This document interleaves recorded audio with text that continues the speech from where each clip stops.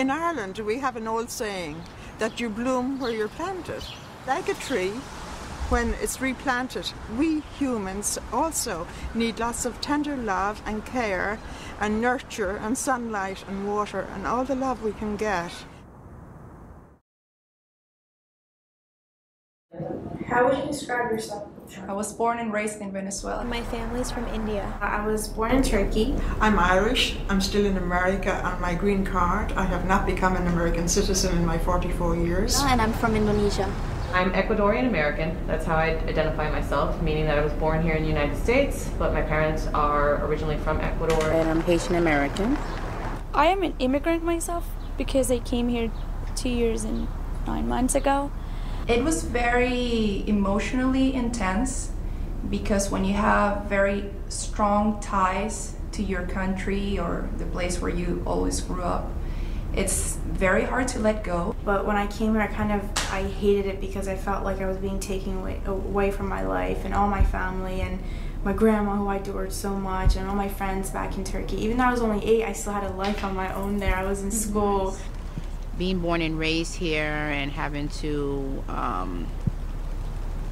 teach my parents the American culture or helping them to assimilate into the American culture. So, well, since my parents are immigrants, they're more used to the Indonesian customs, so I've grown up thinking like an Indonesian, speaking like one, acting like one. Since I was a kid, I've noticed that, I wasn't like, I guess to paraphrase, like the other kids. I spoke Spanish at home. I grew up learning English on television. It's kind of like I've straddled 2 different worlds, the cultural Indian world and then growing up in America and being everything that it is to be an American child, American teenager.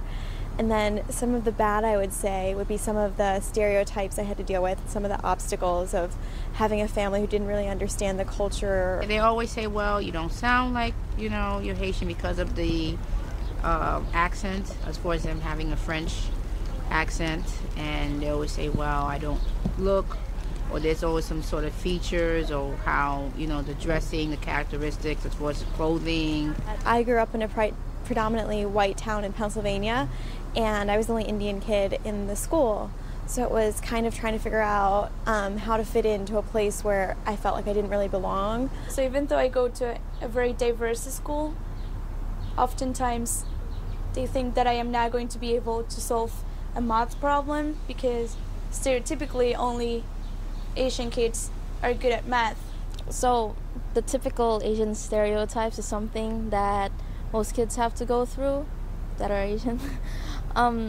Since I go to a specialized film school, everyone thinks that I can do everything. I can do all their jobs. I can do everything for them, and I'd let it slide.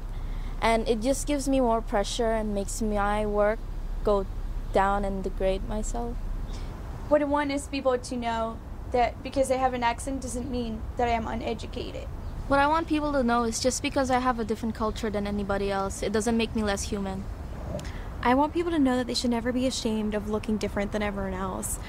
Being an immigrant or a child of immigrants gives you a whole different perspective on the world, and it allows you to experience a culture that many people don't even have access to. Everyone to be happy. I really want, not about it being the race and the culture and ethnicity and where you're from and so forth. I mean, it's pretty much it's all one human race.